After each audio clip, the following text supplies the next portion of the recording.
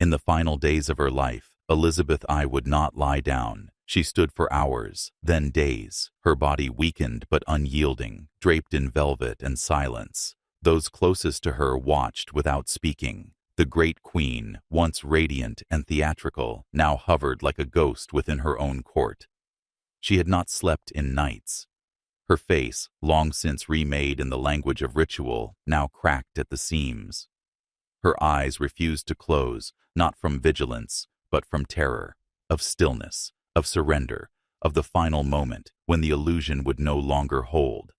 When the Privy Council came to see her, they found her crouched on the floor among cushions, fully dressed, shivering in a drafty chamber. She would not be moved. She would not speak of pain. She would not name death. What she would not name, however, surrounded her. Her breath had grown sour, her skin a map of lesions and concealed burns, her voice rasping as though dusted in ash. Physicians stood at the edge of the room, unused, unconsulted. No one dared intervene. Her ladies, once responsible for preparing her for court, now hovered like shadows, applying powder to raw skin, combing false hair into thinning strands, scenting her gowns with heavier and heavier oils. Yet the odor persisted, rising beneath the perfume. Those who entered the room later would not describe her smell, but their faces changed when they tried. Some things the crown could not command into silence, only into shame. This was not the death of a monarch surrounded by airs and incense. This was the death of an icon, half alive, half forgotten, decaying beneath the weight of her own myth. And yet no proclamation went out. No bulletin described her condition. The courtiers who had once relied on her gaze for their fortunes now relied on her silence to preserve their dignity.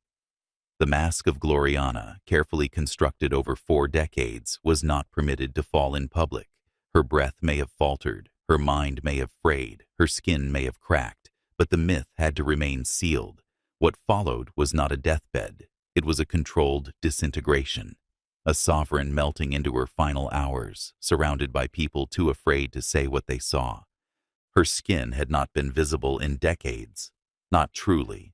Every morning, for more than 40 years, Elizabeth's face had been erased and reassembled.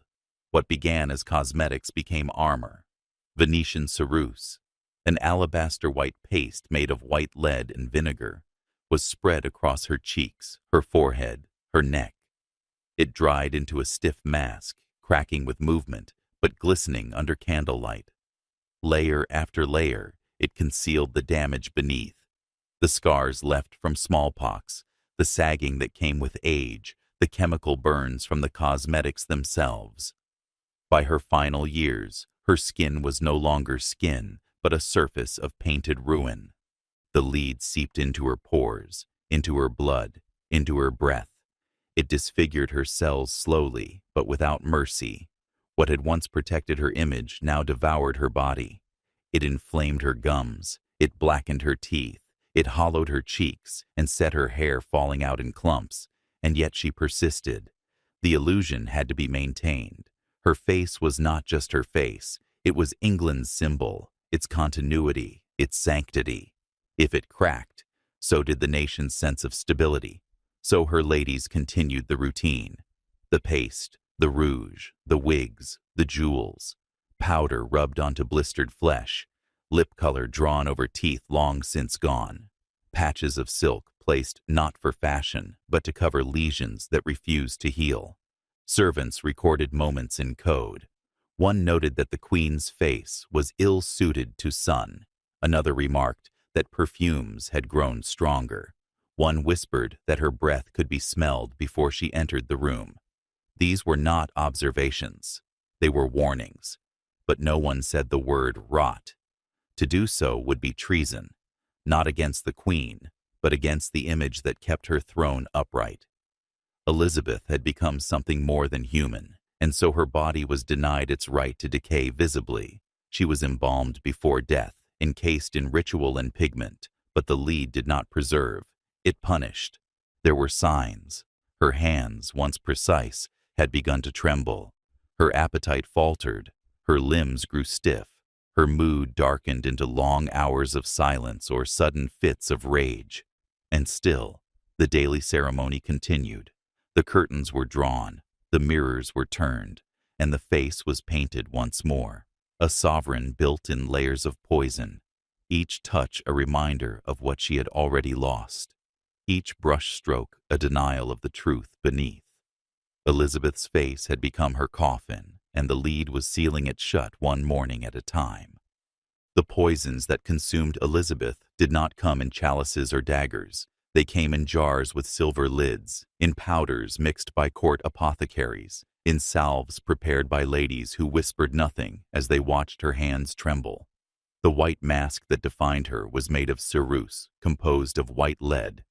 The lip stain she wore was vermilion, tinged with mercury sulfide. Her eyeliner, her blush, her skin washes, all were filled with metals known even then to cause tremor, fatigue, and madness. But they preserved an illusion, and so the queen, who feared age more than death, painted herself into the grave. Lead poisoning is not theatrical, it is quiet, it does not announce itself, it whispers, it steals the voice before the scream. The symptoms arrive in fragments: weakness, irritability, pale lips, stomach agony, numbness, depression. In its final stages, it erodes the nervous system itself, inducing hallucinations, confusion, and eventual organ failure. For a woman exposed to it daily for more than 4 decades, the question is not whether it affected her. The question is how much of her death had already begun, years before her body surrendered. By 1600, Elizabeth's body was already failing. She complained of cold limbs. Her joints ached. Her hair, once red gold, was replaced entirely with wigs, each styled with ceremonial precision, as if to distract from the tissue beneath. Her back curved slightly now. Her walk had slowed, but no one would say so aloud. She could still mount a horse. She could still hold counsel. And yet behind the robes and powdered lace, the queen's body was disintegrating, and it was her own court, her own rituals, that had laced the rot into her blood. There is no clearer image of monarchy's cruelty than this. A woman condemned not by her enemies, but by the very tools used to preserve her power. The mirror had become her executioner, the powder brush her dagger, and every morning, in the presence of trembling servants, the poison was reapplied. The flesh beneath grew thinner, more sensitive. The pain had to be extraordinary, but the mask was stronger than the flesh. The mask had become a nation. And still, she refused correction. No physician dared remove the ceruse. No advisor dared suggest she lessen its use. For Elizabeth, to fade was to lose. To be seen was to be diminished. Her mother, Anne Boleyn, had been executed in her 30s. Her rival, Mary Stuart, beheaded in middle age. Elizabeth had survived them both, but survival came at a cost. She became what they were not allowed to, a symbol, and symbols are embalmed not in oils, but in denial. The poison that killed her was not treason. It was tradition. There came a time when mirrors were forbidden, not by decree, not in proclamation, but in practice. In the final years of her reign, Elizabeth ordered that reflective surfaces be removed from her presence. It was said that one remained by mistake, tucked behind a tapestry, and that when she glimpsed herself in it, she collapsed to the floor and screamed. Whether this tale is true does not matter. What matters is that it was believed, because everyone at court knew the mask no longer matched the body beneath, and the queen could no longer tolerate the betrayal of her own face. For Elizabeth, the mirror had once been a throne. It was where she became Gloriana, the virgin queen, impervious to time and sin. Each day, she was transformed by her ladies into the living image of divine rule. Her skin was made alabaster, her lips drawn with geometric precision, her garments layered in embroidery and myth. But beneath the surface, she had begun to disintegrate. The lead did not simply damage her organs. It altered her skin itself. It changed the texture, made it brittle, unable to sweat, unable to breathe. Her real face had become an infection she no longer recognized. To see it, unfiltered, unprepared, was to confront death too early. So she refused. The mirrors were turned. The rooms darkened. Her ladies continued the work, applying cosmetics by candlelight, by memory, by habit. Their silence was not complicity, it was necessity. To say what they saw would be to unravel the crown itself. Elizabeth was no longer a person. She was a maintained lie, and yet the lie consumed her. The mask grew heavier. The weight of illusion began to bend her spine, cloud her mind. She became suspicious, paranoid, distrustful of new hands, new eyes, even new cloth. The Queen of England could not be seen without her second skin. She could not be touched, not intimately, not honestly. The crown was still hers, but the body beneath it was failing. And worse, it was visible. There were moments, they say, when her clarity returned, when she wept at night in solitude, when she asked, quietly, if the mask could be removed. Just once. But it never was. It could not be. Elizabeth had become inseparable from the image. To peel it back would be to admit she was mortal, to admit the empire could rot from the head down. So she endured, and every morning they painted the corpse once more. By the winter of 1602, Elizabeth I was no longer ruling. She was lingering. The court no longer referred to decisions, only silences. Her council stood in rooms she refused to enter. Her meals were prepared but untouched, her bed untouched, her face untouched except by those few who still dared approach her, and even they moved with trembling hands. It was said she did not sleep for 4 nights, then 5, then more. She would not lie down, would not remove her robes, would not speak unless pressed. Her ladies found her seated on the cold stone floor, surrounded by cushions, her eyes fixed on some distant point that none could see. She had begun to hallucinate, not with violence, but with eerie clarity. She spoke to people who were not there. She responded to voices no one else heard. At times she whispered her mother's name, Anne, the queen who died beneath a blade. At other times she wept and demanded that no one touch her, even as she shivered and her joints ached with cold. Physicians were summoned and dismissed. One described her pulse as erratic, her breathing shallow. Another noted the sourness of her breath, the pale mottling along her fingers, the way her eyes would remain open for hours, unblinking. But still, no one would speak the word, death. To acknowledge it was to violate the mask. So instead, the council moved, as if waiting for her to rise, to speak, to return. But Elizabeth had already begun to vanish. Her thoughts came in fragments. When she did speak, it was of mirrors, of faces she no longer recognized. She asked why the room smelled so strange, why no one would bring her a mirror, then demanded they be removed. She asked what year it was, then, a moment later, asked why her father had not yet arrived. She was queen, and yet she had already left the throne behind. Those who witnessed this did not write it down in detail. Their loyalty was not to truth, but to memory, to preserve the image of the queen who had ruled with fire and silence, to admit she had collapsed, that her mind had broken before her body. This was too dangerous, so they called it melancholy. They said she grieved the deaths of her courtiers, that she mourned the loss of Essex, of Leicester. That age had wearied her, but the truth was simpler and harder. She had been unraveling for years. The poisons had won. The mask had eaten its maker. Now there was only a shell of Gloriana, murmuring in the dark. No rites were spoken, no preparations made. The monarch of England remained technically alive, but her body had begun to fail, and her mind had receded beyond command. Those who entered her presence did so quietly, heads bowed, eyes lowered, not out of respect, but because they did not know what they might see. A queen, a corpse, or something in between. When the end came, it did not arrive with fanfare or mourning, but with containment. Elizabeth I died on March 24, 1603. The exact moment of her death remains uncertain, as does the manner in which it was recorded. The witnesses, physicians, courtiers, ladies-in-waiting, left few details behind. The body was taken swiftly, the chamber was sealed, and the silence that followed was not born of grief, but of design. There would be no autopsy, no diary entry describing the smell in the room, no preserved correspondence recalling her final breath. The Gloriana myth had to be sealed with the corpse. To allow Decay to speak would have undone the work of 4 decades. James VI of Scotland, her successor, ordered the destruction of sensitive letters and court reports. Documents that may have described her condition in those final weeks, her hallucinations, her tremors, the failure of her organs, vanished.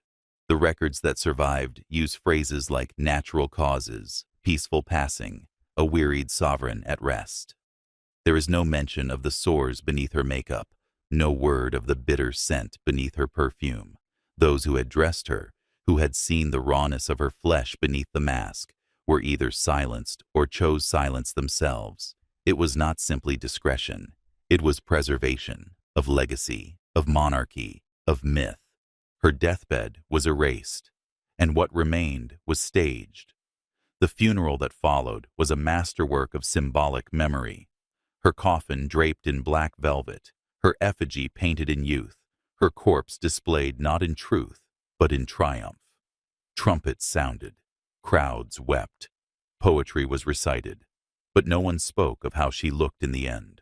No one described the sag of her mouth, the graying of her gums, the waxen crust along her eyelids. They buried the queen, not the woman, and that distinction was the final act of deception.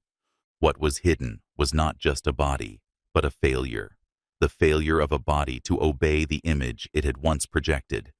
Elizabeth had ruled as icon, as untouched symbol, as God-crafted maiden. But no woman lives without rupture, and her rupture had come in private, in silence, among those too afraid to speak. The mask had rotted, the skin beneath had collapsed, and England chose to forget. The most powerful woman in the world died surrounded by people who would not tell the truth, because the truth was unfit for the crown. Elizabeth I died in 1603, but the truth of her death began long before her body was laid to rest. She had, in essence, been embalmed while still breathing, not with resins or linen, but with powder, pigment, fabric, and protocol. The woman who had ruled as a living symbol, Gloriana, the Virgin Queen, the eternal monarch untouched by blood or decay, had for decades maintained her body as an object of projection. But the maintenance was violent. The skin was layered in toxic paint, the mouth silenced by ritual, the limbs bent under the weight of ceremonial dress. She could not age in public. She could not bleed, bruise, sweat, or show weakness. She was not allowed to be flesh, so her flesh was denied breath until it failed entirely. This was not just vanity, it was state doctrine. Elizabeth was not merely a queen, she was England itself. Her appearance, her whiteness, her crimson, her jewels, was an extension of divine monarchy. Her image appeared on coins, in tapestries, in portraits designed not from observation, but from instruction. The artists were not painting her, they were painting what the realm needed her to be. And she, understanding the stakes, began each morning by annihilating her reflection and reconstructing her myth. The lead paste, the false hair, the drawn-on eyebrows, the powdered neck, they weren't cosmetics, they were burial garments. And so she lived as a corpse, animated by pageant. The rituals of appearance, hours in dressing, the selection of gloves scented with ambergris to mask her skin, the strategic draping of pearls to hide the sag of her jaw became rites of preservation. Even her speech was shaped around concealment. She avoided close contact. Her audiences were arranged at flattering angles. Her chamber was kept dark, and her attendants, trained in the cruel art of silence, carried out their work like embalming priests, preserving not her life, but the illusion of it. By her final year, she no longer resembled the woman of her portraits. Beneath the paint, her flesh had mottled, her veins bulged, her eyes receded. The hand that had once held a scepter with steady command now trembled as it reached for the armrest. And yet no correction was permitted, no acknowledgement spoken. Her very identity had become inseparable from her performance. She was queen only as long as the performance held. This is why her death was so carefully stage-managed, not because she was beloved, but because she was dangerous. Her collapse revealed too much. That monarchy was theater. That power was makeup. That the divine right could rot beneath its powder. She had died years before her last breath, when she first began to fear the mirror, when her ladies stopped speaking in full sentences, when her presence became too brittle to touch. Her real death was not an event. It was a slow erosion masked as majesty, and by the time her coffin was closed, there was little left inside that had not already turned to silence. What remains is not her breath, nor her body, nor her voice. What remains is the mask, the white, unblinking face immortalized in portraits, the stiff red curls affixed like a crown of defiance, the thin lips sealed in calculated silence. Elizabeth I's legacy was curated before her burial and weaponized long after it. She was remembered not for how she died, but for what she appeared to be. Her body, rotting in its final months, was erased from narrative. The ulcers, the tremors, the smell of decay, gone, burned, rewritten, softened. The Gloriana myth prevailed. The lie endured. School books would later teach of her golden speeches, her refusal to marry, her political cunning. They would show the Armada portrait, the scepter, the celestial icon. They would not show the woman who sat on the floor refusing food, whose face cracked under the weight of lead, whose mind dissolved in silence. Her corpse was not displayed. Her deathbed not described. The final days were overwritten by pageantry. A royal funeral replaced the evidence. The truth, rotting, trembling, gasping, was sealed with her body and buried beneath Westminster stone. And yet, the silence around her death is louder than any tribute. It speaks of fear, of shame, of a court that could not allow its queen to die like a woman. Elizabeth's greatest triumph was also her final prison. She had so perfectly become the mask that there was no one left to grieve the face beneath it. The lie served the realm, and the realm rewarded the lie. Artists painted her still young. Chroniclers called her wise to the end.